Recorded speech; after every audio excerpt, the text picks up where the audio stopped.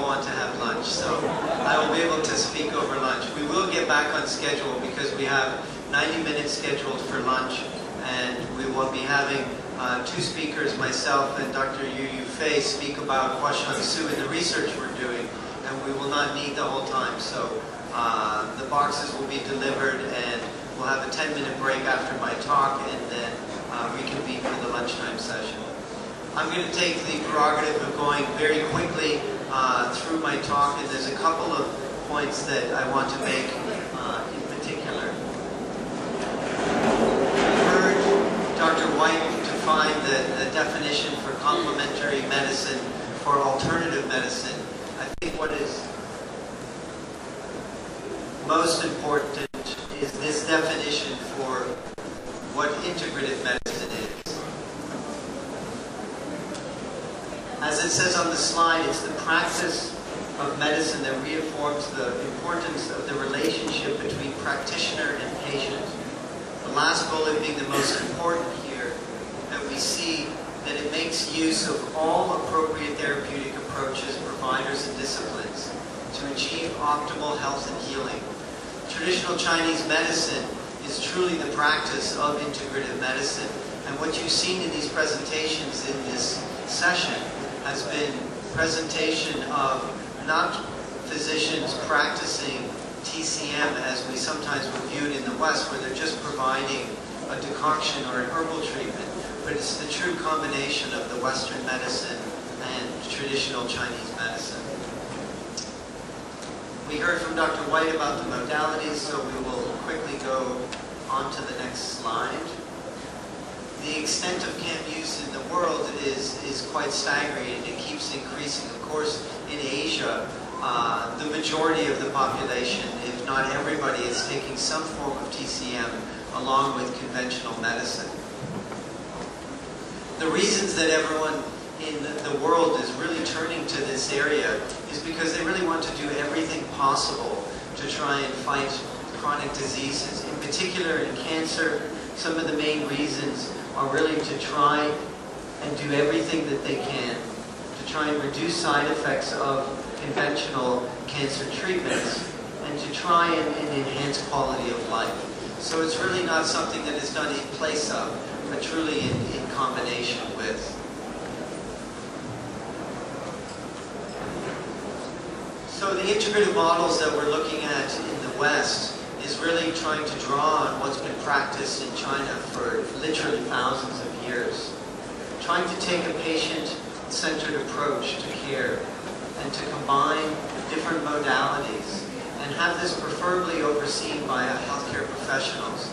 The challenge that we have in the West is that people will see one practitioner for the conventional medicines, they will see a different practitioner for the non-conventional medicines, and the two often do not communicate with each other. So we really need to strive to have a two-way communication, and preferably if it can actually all be delivered by one practitioner as it is done here in China. The care that needs to be delivered must be evidence-based, in particular for treatments that could have side effects and toxicities, which of course is true of many natural products as they are biologically active agents. And so we need to do evidence-based research and clinical trials before things are implemented as the standard of care. And what's critical is to have an awareness of whole medical systems as we're starting to explore, in particular, traditional Chinese medicine.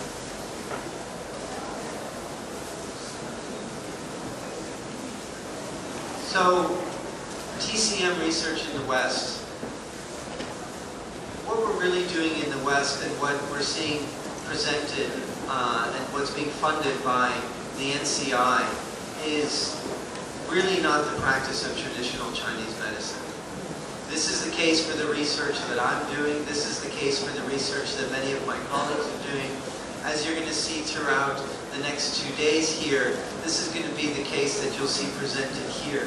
And what we're really doing is disease or symptom-focused traditional Chinese medicine research. We are using a particular acupuncture fixed points to treat a certain condition. We're taking one fixed formula and providing it to all stage 4 breast cancer patients.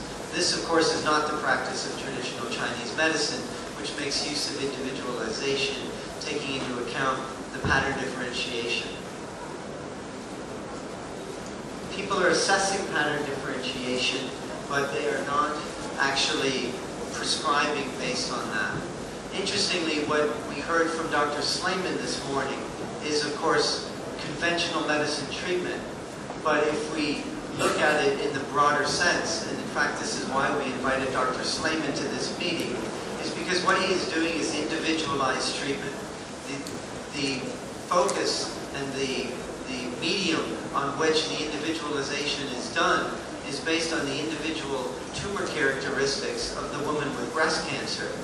But as he eloquently showed from the data, one treatment does not fit all. And this is going to be the case with traditional Chinese medicine as well.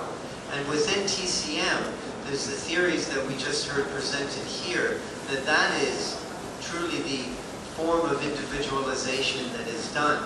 It's a form of individualization that we do not yet fully understand, and there are many who are trying to document the relationship between TCM-based diagnosis and Western-based diagnoses.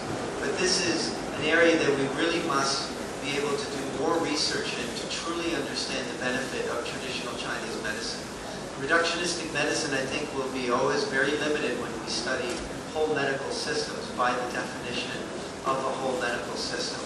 We also know that trying to find that biologically effective molecule with one herb is not going to be the appropriate route for exploring TCM as well, as we're also going to hear about from many people at this conference. Where if you look at the whole plant, it is effective. If you look at each of the individual molecules, you don't see benefit. I'm going to go through these slides and just get to what we're currently doing at MD Anderson. MD Anderson has a very active integrative medicine program where we have research, education program, and clinical delivery. The newest addition to our program is a integrative oncology clinic where we have a full-time physician doing integrative oncology consultations. And this essentially just describes the schematic of what would happen to a patient who comes into the clinic. We would only see patients who have a referral from an oncologist, and they meet with Dr. Moshe Frankel, who's the medical director, and he will spend up to 2 hours with patients exploring all of the issues that they're experiencing, trying to understand what it is that they want to get in a two-way street, that we can truly start to meet the patient's needs. An important part of the clinic is that he has an integrative medicine team, similar to what happens in conventional medicine, where we have a multidisciplinary approach to the care of the patient. But this multidisciplinary approach takes into consideration the integrative medicine modalities, where we have the person who is really focused on trying to get the information on the herbs and the supplements or special diets that the patient is interested in. A nutritional counselor who works with the patients, a pharmacist who's assigned to